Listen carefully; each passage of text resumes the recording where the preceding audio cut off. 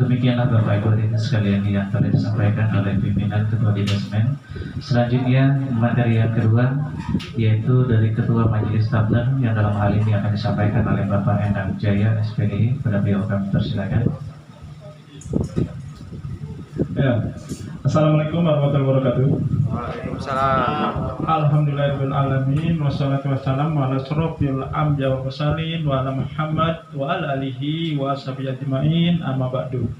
Segala puji bagi Allah yang hari ini mempertemukan kita pada pertemuan pembinaan dan pengajian dari PDM Muhammadiyah kepada guru dan karyawan amal usaha Muhammadiyah di SMA Muhammadiyah. Karena dibatasi waktu, saya langsung saja yang ingin saya sampaikan.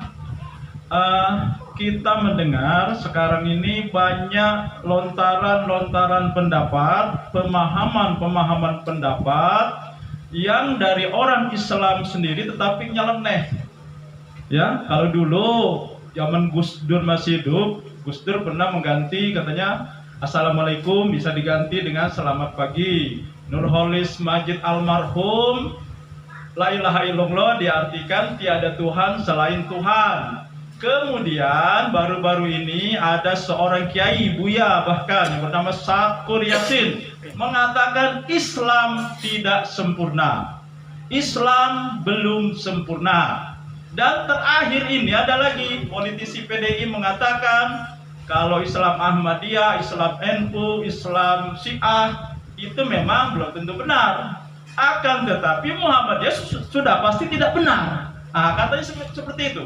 Kenapa orang beragama Islam tetapi justru menjelekkan Islam, mendiskreditkan Islam? Apa masalahnya? Masalahnya Bapak dan Ibu karena hati yang kotor. Karena pendidikan kita sekarang ini lebih mendewakan otak. Hati tidak diperhatikan. Padahal Rasulullah diutus ada 3 tugas Rasulullah. Pertama, mengajarkan kitab, mengajarkan hikmah, dan mendidik hati kita yang bisa memahami ya tentang kebesaran Allah. Karena kecerdasan otak tanpa kebersihan hati itulah yang menciptakan koruptor, penipu, dan juga melontarkan pendapat-pendapat yang justru kontraproduktif terhadap Islam. Yang ingin saya tekankan adalah pendapat dari Kiai Haji Buya Sakur Yasin. Dia ini ketika itu berceramah di Mabes Polri, di sampingnya Gus Yakut, ya kan? Nah, dia mengutip ayat Al-Qur'an, ayat surat Al-Maidah ayat 3, Al-yauma akmaltu lakum dinakum. Nah, arti yang sudah baku yang kita ketahui bahwa hari ini sudah kusempurnakan agamamu, kata Allah berdasarkan firman-Nya. Kemudian ditutup dengan Allah ridho Islam menjadi agamamu. Tetapi kata Sakur Yasin, bukan agama Islam yang sempurna, akan tetapi usaha Rasulullah, dakwah Rasulullah untuk persatuan sudah sempurna. Nah, itu katanya. Padahal ini merujuk ke agama. Sedangkan persatuan itu wahidah.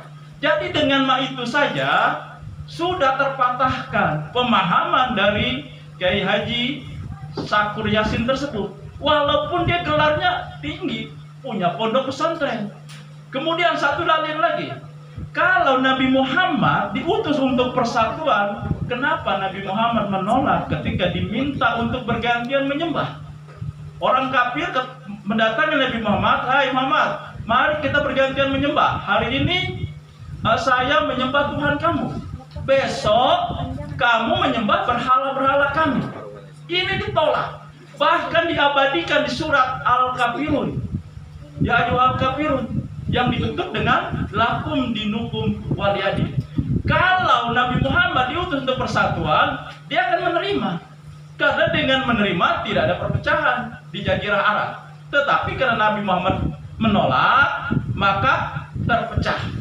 Nah, jadi inilah yang diakibatkan hati yang kotor.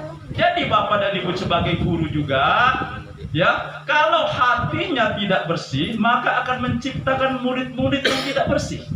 Karena guru itu seperti mata air. Kalau mata airnya keruh, maka dia akan mengalirkan sungai-sungai yang keruh. Kalau mata airnya jernih, maka dia akan mengalirkan sungai-sungai yang jernih juga. Dan di pendidikan kita, ternyata pendidikan hati itu dipinggirkan dengan tidak masuknya agama pada ketika itu. Bahkan sekarang gelar-gelar yang ada Islamnya sudah dihapus. SPDI hilang I-nya. Nah, jadi semakin dijauhkan dari pendidikan hati. Nah, dan kita semakin melihat banyak kerusakan-kerusakan yang terjadi. Karena krisis sesungguhnya di negara kita adalah krisis hati. Krisis hati yang kotor. Dan hanya pendidikan agama yang bisa membersihkan hati kita. Selain itu, tidak akan mungkin bisa membersihkan hati kita. Demikian saja yang saya sampaikan, karena dibatasi waktu. Semoga ada manfaatnya bagi kita semua, terutama bagi saya menyampaikan. Nasrum minal taqarib. Wassalamualaikum warahmatullahi wabarakatuh.